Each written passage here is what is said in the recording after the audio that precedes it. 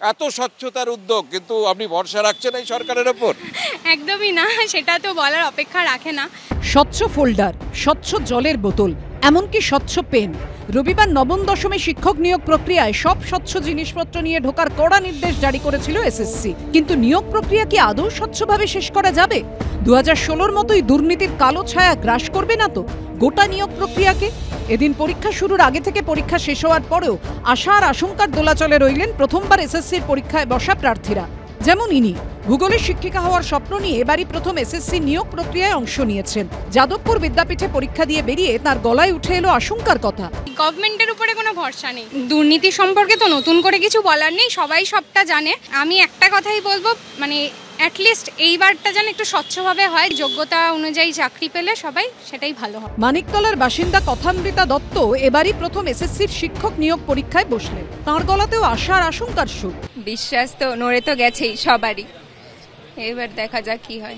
সব আন্দোলন তো আপনারা টিভির পর্দায় দেখেছেন, তারপরেও ভরসাটা রাখতে হবে, বাধ্য আর কি, না রেখে তো উপায় নেই। রবিবার প্রথম এসএসসির পরীক্ষা দিলেন প্রীতম পাল। নিরাপত্তা ব্যবস্থা নিয়ে সন্তোষ প্রকাশ করলেও তার মনে প্রশ্ন সেই আস্থা নিয়ে। আমরা একটা অসম পরীক্ষার মধ্যে রয়েছি, পুরনো ক্যান্ডিডেট যারা রয়েছে তারাও একটা ডিলেমার মধ্যে রয়েছে।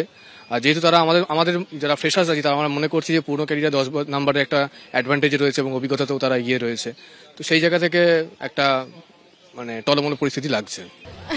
এটা তো পুরোপুরি ভরসা রাখছি বলতে পারবো না, কি হবে আমি বলতে পারবো না, কিন্তু দিতে পরীক্ষার্থী থেকে অভিভাবক অভিভাবিকা, কলকাতা থেকে জেলা, আশঙ্কার ছবিটা বদলায়নি। এসএসসির নিয়োগ প্রক্রিয়ায় প্রথমবার বসা তারা বারোই বলছেন পজিটিভিটির থেকে নেগেটিভিটিটাই বেশি। নেগেটিভিটিটাই বেশি, পজিটিভিটিটা নেই একদমই।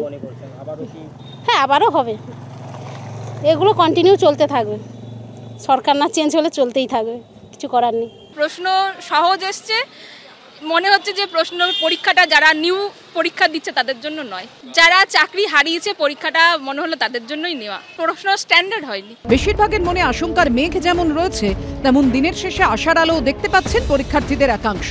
আশা তো রাখতেই হবে, আশা না রাখলে তো হবে না।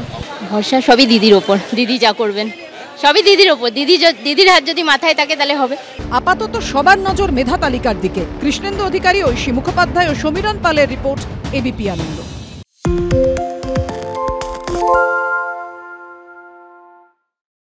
সত্য অন্তহীন, সত্যের খোঁজও তাই, সত্য সন্ধানে তাই আমরা অক্লান্ত, অকুতভয়। এবিপি আনন্দ নতুন ভাবনার প্রতীক, যা মনে মুক্ত, তথ্যে যুক্ত এবং যাবতীয় সীমানার বাঁধন থেকে মুক্ত। সীমা না শব্দটির মধ্যে লুকিয়ে আছে মানা শব্দটি, যেন চোখ রাঙানি এক অদৃশ্য ব্যানাজার, যা আটকে রাখে আমাদের এক ছোট্ট গণ্ডির মধ্যে। একমাত্র সঠিক খবরই গড়ে তুলবে এক মুক্ত সমাজ। সেই জগৎ গড়ার লক্ষ্যে কোনো সীমানার ঠুকুটি আমরা মানব না। এবিপি আনন্দ এগিয়ে থাকে, এগিয়ে রাখে।